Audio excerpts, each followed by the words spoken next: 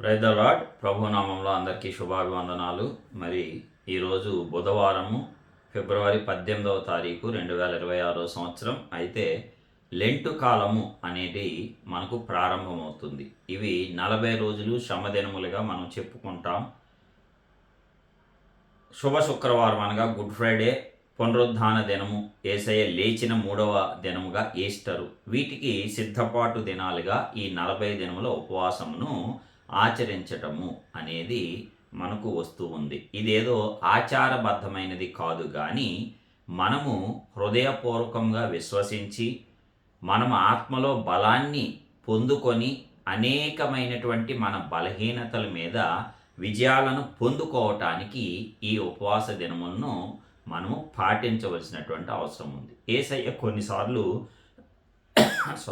చెప్తాడు, ఇట్టిది ఉపవాసం వల్ల మాత్రమే తప్ప దేనివల్ల పోదని. ఇప్పటి వరకు ఇంకా ఏవైతే మిమ్మల్ని ఇబ్బంది పెడుతున్నాయో, ఇంకా వేటిలో అయితే మీరు బంధింపబడి ఉన్నారో, ఏ సమస్యలైతే మీరు దాటలేకపోతున్నారో, ఆ కాడులు భారంగా ఉన్నాయో వాటన్నిటినీ కూడా విరగగొట్టుకొని ఆ యొక్క బానిస సంఖ్యలు అనగా పాపం అనేటువంటి బానిస సంఖ్యల నుంచి మనలను మనం విడిపించుకోవటానికి, ఆత్మలో బలం పొందుకోవటానికి, అభిషేకం యొక్క శక్తిని పెంపొందించుకోవటానికి, ఆ దినమున నీ భుజం మీద నుంచి కాడి విరగొట్టబడును, నీవు బలిసినందున కాడి విరిగిపోవును దానంతట అదే అని యెషయా గ్రంథంలో ప్రభువు చెప్తాడు. అలాగ నీవు బలవటం అంటే ఏంటి? ఆత్మలో బలాన్ని సంతరించుకోవటం, అభిషేకం యొక్క బలాన్ని పొందుకోవటము. దానిని బట్టే మనము ఇక్కడ ఉపవాసాన్ని ఆచరించాలి. ఉపవాసంలో దేవునికి చాలా దగ్గరగా ఉండాలి. తర్వాత లోక విషయాలు నీకు అవసరమైనంత మట్టుకే తీసుకొని మిగతా వాటిని నీవు పక్కన పెట్టేసి ఈ 40 దినములు గనక నీవు అలవాటు చేసుకుంటే అది జీవిత కాలపు అలవాటుగా మారిపోతుంది. ఉదాహరణకు, నేను ఫోను ఎక్కువ చూడకూడదు, కేవలము నా అవసరాలకు మాట్లాడటానికి, లేదా ఏదైనా పేమెంట్ చేయటానికి, లేక ముఖ్యమైనవి షేర్ చేయటానికి, లేక వాక్యం చూడటానికి తప్పిస్తే, వాక్యం చూసేటప్పుడో లేక సాధారణంగా ఖాళీగా ఉన్నప్పుడో నేను ఆ రీల్స్ చూసుకుంటూ లేక ఇతరత్ర లోక సంబంధమైన వార్తలలో అధిక సమయం గడుపుతూ ఉంటాను అనేటువంటి మామూలు రోజుల్లో కంటే ఈ 40 రోజులు నీవు ప్రత్యేకపరుచుకొని కొన్ని తీర్మానాలు ఇలాంటివి తీసుకొని, నేను ఫోన్ ఎక్కువగా చూడను, టీవీ చూడను, లేక ఈ రీతిగా నేను దేవునికి అధిక సమయాన్ని ఇస్తాను, మామూలు కంటే ఇంకొక అర్ధగంట ఎక్కువ సమయం దేవునితో గడుపుతాను, నేను వృధా చేసే సమయం దేవునితో గడుపుతానని నీవు తీర్మానం చేసుకొని వస్తేనే అది నీకు మేలైన ఉపవాసముగా మారుతుంది. అందుకు ఈ 40 దినముల ఉపవాసాలు ఉపయోగపడతాయి. అయితే అది మీ సామర్థ్యాన్ని బట్టే ఉంటుంది అని మాత్రం గుర్తుపెట్టుకోండి. ఎందుకంటే ఇక్కడ దేవుని సామర్థ్యం గనక మనకు లేకపోతే మన సామర్థ్యం వల్ల అవ్వదు. అందుకే మొదట ప్రార్థించుకొని ఈ దినము నుంచి ఎవరైనా ఉపవాస ప్రార్థనలు ప్రారంభించాలి అనుకుంటే 40 దినములు ఉండవచ్చు. ఉదయము బ్రేక్ఫాస్ట్ టిఫిన్ చేసి సాయంత్రం వరకు ఏమీ తినకుండా, అంటే నీళ్లు తాగవచ్చు. ఓకే, అట్లాగే మీరు ఉపవాసము చేయవచ్చు. మీరు 9 గంటలకల్లా ఆ యొక్క టిఫిన్ కంప్లీట్ చేసేసుకొని సాయంత్రం 6 గంటల వరకు ఒక 9-10 గంటల ఉపవాసం, మీకు వీలైతే 12 గంటల ఉపవాసం, అలాగ మీ సామర్థ్యమును బట్టి మీరు చేయండి. అనారోగ్యంతో ఉన్నవారు చేయాలన్న నియమం లేదు. ఇదేమి కంపల్సరీ కాదు. మరొకసారి చెప్తున్నా, గుర్తుపెట్టుకోండి.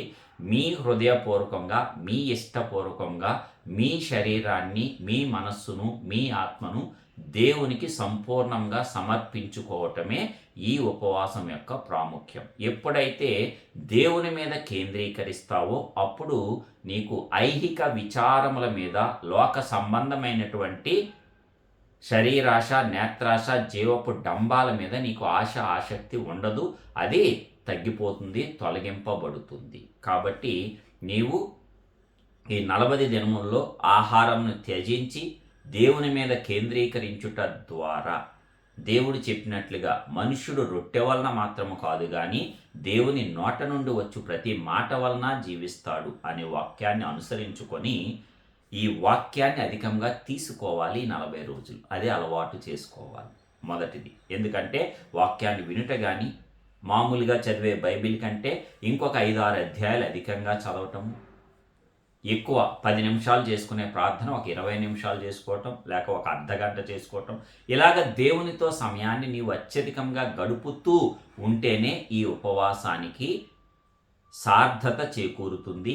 నీవు ఆత్మలో బలాన్ని పెంపొందించుకుంటావు. లేకపోతే ఏదో కడుపు మార్చుకున్నట్లుగా ఆ ఉపవాసం ఉంటుంది. కేవలం తిండి మానేసి ఒక్క బైబిల్ అధ్యాయం కూడా చదవకుండా, ఒక్క 5 నిమిషాలు కూడా ప్రార్థన చేసుకోకుండా, దేవునితో సమయాన్ని సహవాసాన్ని గడపకుండా, నీవు నిన్ను దేవునికి ప్రత్యేకపరచుకోకుండా ఉంటే ఉపవాసం చేయుట వ్యర్థము. దయచేసి గమనించండి. అన్యదా భావించవద్దు. ఒక కార్యము చేసేటప్పుడు మనము హృదయపూర్వకంగా చేయాలి, మనఃపూర్వకంగా చేయాలి, సంపూర్ణంగా చేయాలి. ఇదే దేవుని యొక్క చిత్తం.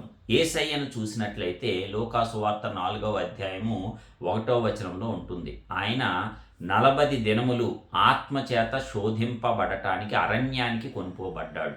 అడవి మృగముల మధ్య ఆయన నివాసము చేశాడు. ఆ 40 దినములు ఆయన తన్ను తాను ప్రత్యేకపరుచుకొని, ఆయనంటే ఆహారం తినలేదు, నీళ్లు కూడా తాగలేదు. మన వల్ల అది సాధ్యము కాదు. కాబట్టి నీళ్లు తాగవచ్చు, లేక ఒక పూట ఆహారం తీసుకోవచ్చు. అది మీ సామర్థ్యానికి వదిలేస్తున్నాము.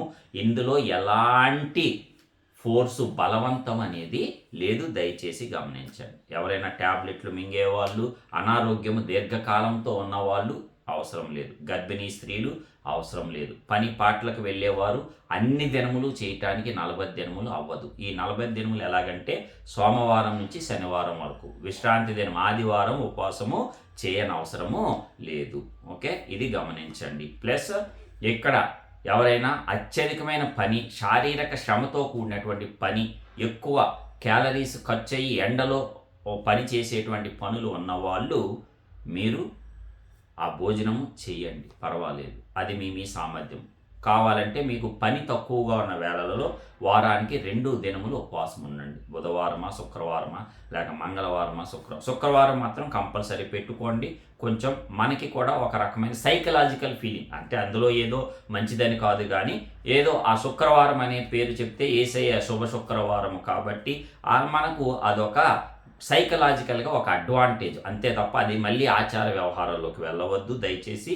కాబట్టి ఆ శుక్రవారం కంపల్సరీగా చేసి ఆత్మశుద్ధిలో బలం పొందండి. దాంతోపాటు వారంలో ఇంకొక దినాన్ని మీరు చేసుకోండి. వారానికి 2 దినములు ఉన్నా ప్రాబ్లం లేదు, కొత్తగా స్టార్ట్ చేసేవాళ్ళు.